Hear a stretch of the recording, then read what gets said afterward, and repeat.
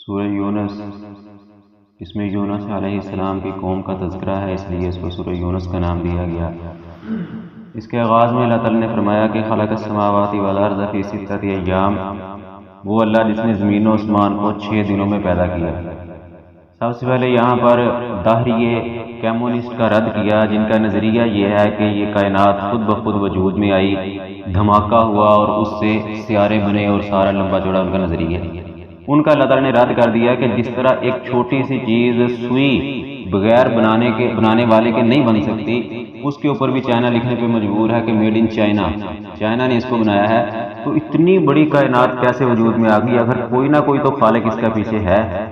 ان کے بارے میں فرمایا کہ خلق السماوات والارض فی ستۃ ایام، اللہ وہ ذات ہے جس نے زمین و آسمان کو 6 دنوں میں پیدا کیا۔ دوسرا یہاں یہ کہ ایک نقطہ ہے کہ اللہ تعالیٰ نے اس کو 6 دنوں میں کیوں بنایا؟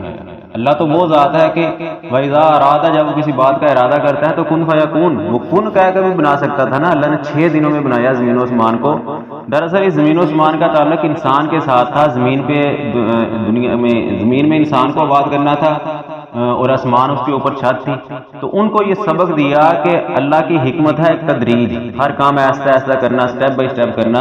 تو انسان کو یہاں پہ ایک سبق دیا کہ انسان ہر کام سٹیپ بائی سٹیپ کرنا ہے، جلد بازی بات کرنا کہ بس ابھی فیصلہ ہوا اور ابھی ہو جائے، ایسے ہو جائے ویسے ہو جائے، نہیں، اپنی ایک خاص وقت پہ خاص ترتیب کے ساتھ کاموں کو کرنا ہے، جلد بازی نہیں کرنی۔ یہ سبق دینا مقصود تھا، اس لیے اللہ تعالیٰ نے 6 دنوں میں اس کو بنایا۔ اور اللہ کا ایک دن ہمارے 1000 سال کے برابر ہے۔ سورۃ حج میں اس کا تذکرہ آئے گا، اللہ تعالیٰ نے کیا ہے کہ اللہ تعالیٰ کا ایک دن ہمارے 1000 سال کے برابر ہے۔ تو اس طرح اللہ تعالیٰ نے اس کو اپنے 6 دنوں کے بعد، کیونکہ زمین و آسمان تو پہلے کے بنے ہوئے ہیں نا، جب سے اللہ نے کائنات بنائی ہے، اور یہ سورج ستارے تو بعد میں بنے، تو ہمارے تو دن اور سال جو ہے یہ سورج اور ستاروں کے چاند کے حساب سے ہیں۔ تو بہرحال یہ 6 دن میں اللہ تعالیٰ نے بنایا اور سبق دیا کہ اپنے ہر کام کو سٹیپ بائی سٹیپ کرو، جلد بازی مت کرو۔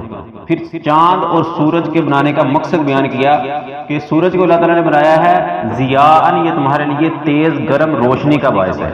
سردی میں تم تپش حاصل کرتے ہو، روشنی، رات کے اندھیرے سے روشنی حاصل کرتے ہو، یہ سورج کا مقصد ہے۔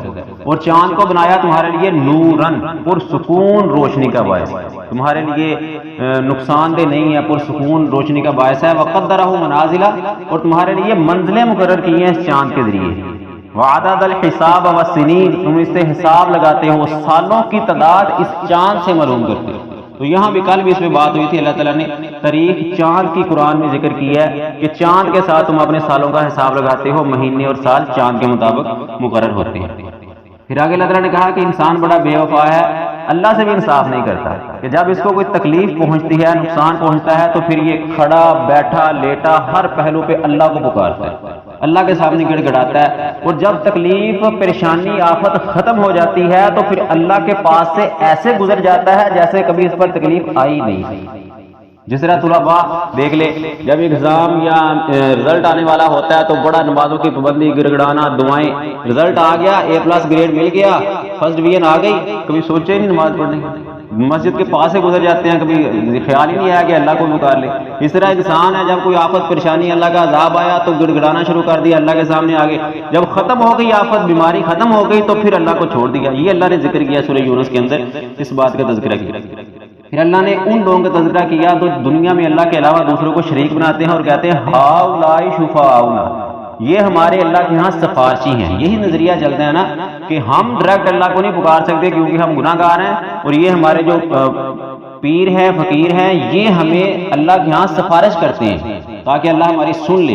ان کا رد کیا اللہ تعالیٰ نے کہ یہ جو سفارشی بناتے ہیں، سبحانہ و تعالی عما یشرکون، یہ جتنے بھی انہوں نے شریک بنائے ہوئے ہیں یہ سب اللہ تعالیٰ ان سے پاک ہے، اللہ کو ان کی ضرورت نہیں ہے۔ نماز میں کھڑے انسان کہتا ہے ایاک نعبد و ایاک نستعین، کسی کا واسطہ نہیں دیتا۔ یہاں بھی تو گناہ گار ہے نا انسان، ڈائریکٹ اللہ کو پکار رہا ہے ایاک نعبد و ایاک نستعین، تو نماز کے بعد کسی دربار پہ جانے کی، کسی بابا جی کے پاس جانے کی ضرورت نہیں ہے، ڈائریکٹ اللہ سے پکارو، اللہ سنتا ہے۔ اللہ کہتا ہے میں ان سب شریکوں سے پاک ہوں، مجھے کسی کی ضرورت نہیں ہے۔ دنیا کی زندگی کی مثال دی آگے، دنیا کی زندگی ایسے جیسے آسمان سے پانی اترتا ہے، کھیتی اگتی ہے، لہلہاتی ہے، اچانک اللہ کا عذاب آتا ہے، ریزہ ریزہ ہو جاتی ہے، بچہ پیدا ہوتا ہے، جوانی میں پہنچتا ہے، اچانک موت آتی ہے، زیرو ہو جاتا ہے۔ یا اگر کھیتی بڑھ جاتی ہے، پک جاتی ہے، فصل تیار ہو جاتی ہے، نکل آتی ہے فصل، تو انسان بڑا ہوتا ہے، جوانی گزارتا ہے، بڑھاپے میں پہنچتا ہے، آخر پھر موت۔ جس طرح فصل اینڈ پہ زیرو ختم ہو جاتی ہے، اسی طرح انسان تیری زندگی بھی ابتدا سے لے کر بڑھاپے کے بعد آخر اینڈ ہونی ہے، زیرو ہونی ہے۔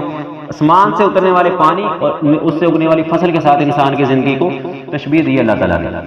فرمایا کہ اللہ تعالیٰ تمہیں دار السلام کی طرف بلاتا ہے۔ دار السلام جنت کا ایک نام ہے، تو دار السلام کی طرف یدعو الی دار السلام، اللہ تمہیں دار السلام کی طرف بلاتا ہے۔ اس کا مطلب یہ ہے کہ اللہ کا ہر حکم، شریعت کا ہر فیصلہ تمہیں جنت کی طرف لے جانے کے لیے اللہ نے نافذ کیا ہے۔ کوئی فیصلہ، یرید اللہ بکم الیسر ولا یرید بکم العسر، اللہ تمہارے ساتھ آسانی چاہتا ہے، تنگی نہیں چاہتا۔ ہر فیصلہ اللہ نے اس لیے تم پر نافذ کیا ہے تاکہ تمہارا جنت کا راستہ آسان ہو سکے، لیکن انسان پھر بھی اس سے جان چھڑاتا ہے، مطلب کہ انسان جنت کی طرف جانا شاید نہیں چاہتا۔ جب قیامت کے دن پوچھا جائے گا انسان سے کہ بھی تو کتنی زندگی گزار کے آیا، وہ کہے گا لم یلبسوا الا ساعتا، میں صرف ایک لمحہ دنیا میں رہ کے آیا ہوں، ایک لمحہ۔ ساعہ عرب کے لوگ بالکل مختصر سی گھڑی کے لیے بولا کرتے تھے، تو دنیا کی 20 30 40 50 60 70 80 90 سال کی زندگی قیامت کے انسان کہے گا میں صرف ایک لمحہ گزار کے آیا ہوں، اور انسان دیکھ لے آج وہ ایک لمحے کے لیے کتنی تقدو کرتا ہے اور ہمیشہ کی زندگی جنت کے لیے کتنی تقدو کر رہا ہے۔ پھر آگے فرمایا کہ وہ 4 چیلنج جو اللہ تعالیٰ نے عرب والوں کو کیے تھے کہ اگر تم کہتے ہو نبی جھوٹا ہے تو پورا قرآن لے آؤ، 10 صورتیں لے آؤ، 1 صورت لے آؤ یا 1 آیت لے آؤ۔ اس میں سے تیسرا چیلنج سورہ یونس میں آتا ہے کہ اللہ نے کہا تھا اگر تم کہتے ہو کہ یہ قرآن جھوٹا ہے تو تم بھی تو فصاحت و بلاغت والے عرب دان ہو، تم 1 صورت بنا کے لے آؤ، لیکن وہ 1 صورت بھی بنا کر نہ لا سکے۔ اللہ نے کہا یہ قرآن تمہارے لیے شفا ہے، رحمت ہے، اور تمہارے سینے کی بیماریوں کے لیے شفا ہے۔ شفاء لما فی الصدور، سینے کی بیماریاں کیا ہوتی ہیں؟ حسد، بغض، کینہ، ڈپریشن کے لوگ دوائیاں کھاتے ہیں۔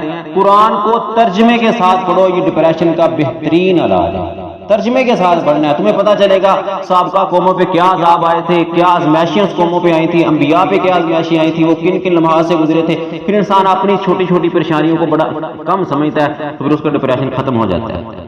آگے ایک بہت بڑی دلیل جو ہمارے معاشرے میں پکڑی جاتی ہے 12 ربیع الاول کے حوالے سے، بفضل اللہ و برحمتہ فبذلک فلیفرحوا، اللہ کا فضل اور رحمت اس کے ساتھ تم خوش ہو جاؤ، یہ ہے ترجمہ، فلیفرحوا تم خوش ہو جاؤ۔ رحمت سے مراد اور فضل سے مراد یہ اللہ کا دین اور محمد صلی اللہ علیہ وسلم کا آنا ہے، تو اس کے ساتھ تم خوش ہو جاؤ۔ یہاں سے لوگ ترجمہ کرتے ہیں فلیفرحوا تم خوشی مناؤ، یہ دونوں باتوں میں فرق ہے، تو وہاں سے پھر کہتے ہیں جی عید میلاد النبی ثابت ہوگی۔ پہلی بات یہ ہے کہ خوش ہونا اور خوشی منانا دونوں میں فرق ہے۔ خوش ہونا یہ انفرادی ہوتا ہے، اکیلا بندہ نا بیٹا خوش ہو رہا ہے تو یہ خوش ہو رہا ہے، ٹھیک ہے، لیکن خوشی منانے میں دوسرا بھی شریک ہوتا ہے، تو معنی ہی غلط کرتے ہیں۔ دنیا کی کسی ڈکشنری کے اندر یفرح، فارحہ یفرح کا معنی خوشی منانا نہیں ہے، خوش ہونا معنی ہے، تو خوش ہونے کے ساتھ کوئی حرج نہیں ہے، خوش ہوا جا سکتا ہے۔ دوسری بات، کیا نبی صلی اللہ علیہ وسلم کو فلیفرحوا کی تفسیر سمجھ نہیں آئی؟ نعوذ باللہ، کیا صحابہ رضوان اللہ علیہ اجمعین کو تفسیر سمجھ نہیں آئی؟ انہوں نے خوشی، پھر اس کا مطلب ہے خوشی نہیں منائی، تو اگر انہوں نے 12 ربیع الاول نہیں منائی، عید میلاد النبی کا جشن نہیں منایا، تو ہم کیسے منا سکتے ہیں؟ اس کا غلط ترجمہ کریں۔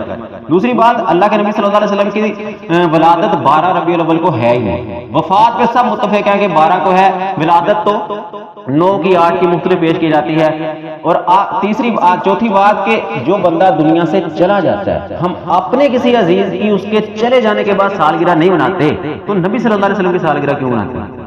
چلے گئے نا دنیا کو چھوڑ کے، تو اس کے جانے کے بعد کیوں سالگرہ؟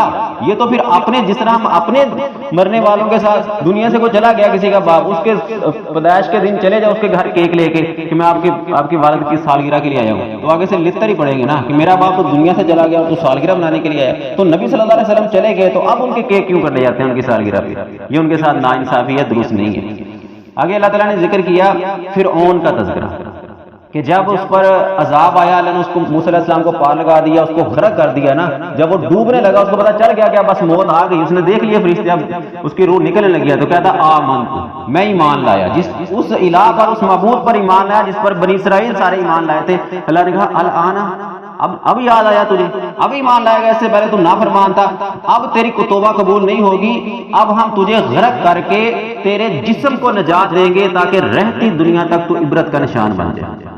ہمارے لیے بھی اللہ تعالیٰ نے موقع دیا ہے، اللہ تعالیٰ ہمیں عبرتیں دکھاتا ہے کبھی ترکی کا زلزلہ کتنے لوگ دنیا سے چلے گئے، ہمارے لیے عبرت کا نشان بنا۔ فرعون تو ہم نہ دیکھ سکے، اس کی لاش شاید تصویروں میں ہی نظر آتی ہوگی، لیکن ابھی ہمارے سامنے جو زلزلہ آیا یہ بھی ہمارے لیے عبرت کا نشان تھا، سیلاب آیا یہ بھی ہمارے لیے عبرت کا نشان تھا۔ کتنے عبرت کے نشان ہیں، اور اللہ ہمیں موقع دے رہا ہے توبہ کا، اور شاید ہم نہیں کر رہے، گناہ نہیں چھوڑ رہے، تو پھر جب عین ہمارے روح نکلنے لگے گی پھر ہم بھی شاید کہیں گے کہ ہم توبہ کرتے ہیں، ایمان لاتے ہیں، لگے گا اللہ آنا اب موقع نہیں ہے۔ تو جب روح نکلنے لگتی ہے، جان ہنسیوں تک پہنچ جاتی ہے، تو توبہ کا دروازہ بند کر دیا جاتا ہے۔ قوم یونس علیہ السلام کا تذکرہ کیا کہ یہ وہ قوم تھی کہ جب یونس علیہ السلام کی انہوں نے بات نہ مانی تو یونس علیہ السلام ان سے ناراض ہوئے، انہوں نے اللہ سے بد دعا کی کہ یا اللہ یہ قوم کہتی ہے کہ اگر تو سچا ہے تو لے عذاب، تو پھر ان پہ عذاب لے آ۔ یہ یونس علیہ السلام کی بد دعا تھی، تو اللہ تعالیٰ نے قبول کر لیا۔ اللہ تعالیٰ نے کہا ٹھیک ہے، فلاں دن فلاں وقت ان پر عذاب آئے گا۔ تو یونس علیہ السلام نے بتا دیا قوم کو بھی تم پر فلاں دن فلاں وقت عذاب آئے گا، اللہ نے کہہ دیا۔ تو ان کو اتنا پتا تھا کہ یہ بندہ جھوٹ نہیں بولتا، جو بھی کہے گا سچ کہے گا۔ تو انہوں نے یونس علیہ السلام یہ کہا کہ نکل گئے، قوم سے ناراض ہو گئے، تو انہوں نے توبہ کی، روئے گڑ گڑائے عذاب کے آنے سے پہلے۔ یہاں کئی لوگ یہ باتیں کرتے ہیں کہ عذاب کے بادل دیکھ کے روئے تھے، نہیں، جب عذاب آ جاتا ہے تو پھر نہیں ٹلتا، یہ اللہ کا قانون ہے۔ عذاب ابھی فیصلہ ہوا تھا کہ فلاں دن عذاب آئے گا، آنے سے پہلے قوم یونس نے توبہ کر لی، یونس علیہ السلام پر ایمان لے آئے، تو پھر اللہ نے ان کا عذاب ٹال دیا تھا۔ اس کا تذکرہ اللہ تعالیٰ نے کیا ہے، جب عذاب آ جاتا ہے اللہ کا عذاب تو پھر ٹلتا نہیں ہے۔ آخر میں اللہ تعالیٰ نے بیان کیا کہ نبی صلی اللہ علیہ وسلم کو مخاطب کر کے کہا کہ ولا تعدو، نہ تو پکار ان کو جو تجھے نفع نقصان نہیں پہنچا سکتے۔ اگر تو اے نبی اگر تو ان کو پکارے گا تو تجھے نفع نقصان پہنچانے کے مالک نہیں ہے، تو تو بھی ظالموں میں سے ہو جائے گا۔ اور اگر اللہ تجھے کوئی نقصان پہنچانا چاہے تو دنیا کی کوئی طاقت تجھے اس نقصان سے روک نہیں سکتی، اور اگر اللہ تجھے کوئی خیر پہنچانا چاہے تو دنیا کی کوئی طاقت تجھے اس خیر کے پہنچنے سے روک نہیں سکتی۔ تو رابطہ اللہ سے رکھنا چاہیے، کیونکہ نفع نقصان کا مالک اللہ تعالیٰ ہے۔ اللہ تعالیٰ ہمیں قرآن کو سمجھ کے اس پر عمل کرنے کی توفیق عطا فرمائے۔ وما علیہ الا البلاغ۔